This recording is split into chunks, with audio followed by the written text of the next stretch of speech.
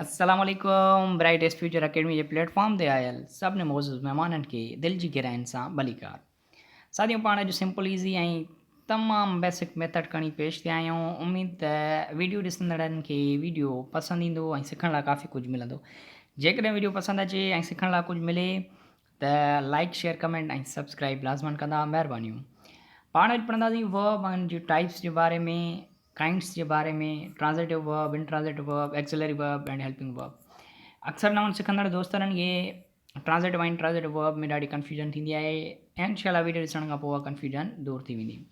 So let's start करण खां पहिरियां जिन दोस्तनि खे वर्ब्स जे बारे में ख़बर न आहे, इंट्रो वर्ब जो न आहे पढ़ियल, त पार्ट्स ऑफ स्पीच जी लिंक डिस्क्रिप्शन में ॾिनल आहे, उतां वञी करे उहे वर्ब जी डेफिनेशन वग़ैरह ऐं वर्ब जो कॉन्सेप्ट क्लियर करे सघनि था, महिरबानी। So let's start. सभ खां पहिरियां त काइंड आहे वर्ब जो ट्रांज़िटिव वर्ब। सिंपल डेफिनेशन आहे, a transitive verb is a verb that denotes an action which passes over from the doer or subject to an object। I hope तव्हां definition wise सम्झी विया हूंदो। यानी कि ट्रांज़िटिव वर्ब उहो हूंदो आहे जेको पासिस ओवर कंदो आहे इन ऑब्जेक्ट खे। यानी कि असां सिंपली चई सघूं था सादनि लफ़्ज़नि में त ट्रांज़िटिव वर्ब असां हुनखे चवंदा आहियूं जंहिं जुमिले में असांखे ऑब्जेक्ट मिले। If we get object it means it's transitive verb.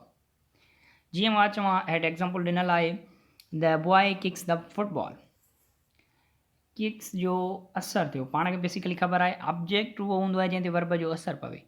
जॾहिं असां ऑब्जेक्ट कंहिं जुमिले में हासिलु कयूं था, जेकॾहिं असांखे ऑब्जेक्ट मिले थो कंहिं जुमिले में, it means it is transitive verb. The boy kicks the ball, kicks the football. Kicks verb आहे, पासिस ओवर करे थो फुटबॉल ते, it means it is transitive verb. She plays game, play is a verb, game is object, passes over करे दो, it means it is transitive verb। And third, I will punish you, punish is a verb, passes over you is a object, it means it is a transitive verb। यानी कि साधारण लफ़्ज़नि वरी बि असां इहो ई चवंदासीं त ट्रांज़िटिव वर्ब ऐं इंट्रांज़िटिव वर्ब खे सम्झण जे लाइ ट्रांज़िटिव वर्ब में असांखे ऑब्जेक्ट मिलियल हूंदो आहे जेको वर्ब सां गॾियल हूंदो आहे। जॾहिं वर्ब असांजो ऑब्जेक्ट ते असरु करे, ऑब्जेक्ट ज़ाहिरु कयल हुजे, इट मीन्स उहो असांजो ट्रांज़िटिव आहे। हाणे चवंदा त इंट्रांज़िटिव छा आहे? आई होप तव्हांखे ट्रांज़िटिव क्लियर थी वियो हूंदो। हाणे इंट्रांज़िटिव ते था अचूं। डेफिनेशन आहे सिंपल इन जी, an intransitive verb is a verb that denotes an action which does not passes over to an object or which express state or be. I hope definition भाई तव्हां सभिनी दोस्तनि खे क्लियर थी वियो हूंदो त इंट्रांज़िटिव वर्ब में जेको आहे सो ऑब्जेक्ट न हूंदो आहे, उहो पासिस न कंदो आहे कंहिं बि ऑब्जेक्ट खे। ऐं उन खां अलावा ॿी ॻाल्हि इंट्रांज़िटिव वर्ब में छा हूंदी आहे, उहो स्टेट या बीइंग, हालत या मौजूदगी खे ज़ाहिर कंदो आहे। यानी कि हिन में कंहिं क़िस्म जो ऑब्जेक्ट न हूंदो आहे। ट्रांज़िटिव वर्ब में वी गेट ऑब्जेक्ट, इंट्रांज़िटिव में असां ऑब्जेक्ट न मिलियल हूंदो आहे। जीअं सिंपल एग्ज़ाम्पल ॾिनल आहे, पहिरियों नंबर, फर्स्ट नंबर में आहे त द बॉय लाफ्स लाउडली।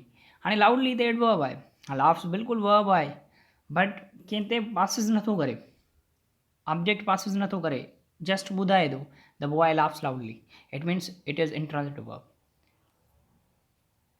ही रेन अ लॉन्ग डिस्टेंस, हे बि असांखे जस्ट एडवर्ब तौरु ॿुधायो वियो आहे, हिन में को बि ऑब्जेक्ट न आहे, it means it is intransitive verb. The baby sleeps, हिन में बि को ऑब्जेक्ट न आहे, it means it is intransitive verb. There is a student, हिन में को ऑब्जेक्ट न आहे, जस्ट ॿुधाए पियो वञे, इट मीन्स इहो जेको आहे असांजो ऑब्जेक्ट पासिस नथो करे, यानी कि वर्ब जो ऑब्जेक्ट ते असरु नथो पवे।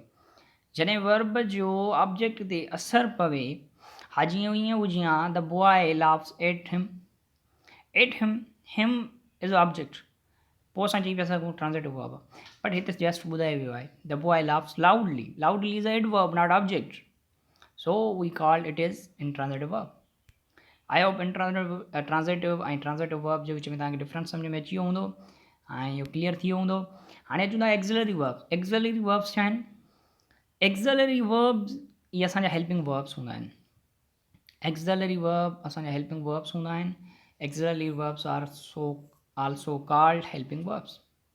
यानी हर जुमिले खे मददगारी फ़अल हूंदो आहे जंहिंखे हेल्पिंग वर्ब्स चवंदा आहियूं ऐं काइंड्स में उनखे एक्ज़िलरी वर्ब्स चयो वेंदो आहे।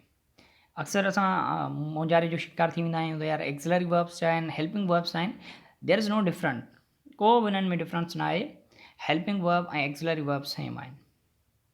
जीअं is, did not, will not, were, was, have, has, these are all auxiliary or helping verbs. Circle कयल जेके वर्ब्स आहिनि सभई एक्ज़िलरी हेल्पिंग वर्ब्स आहिनि। He is playing a game, he did not do his work, is here, they will not help us, were they going to school, etc. I hope तव्हांखे video पसंदि आयो हूंदो। जेकॾहिं वीडियो पसंदि आयो हुजे त सब्सक्राइब लाज़मन कंदा। महिरबानी।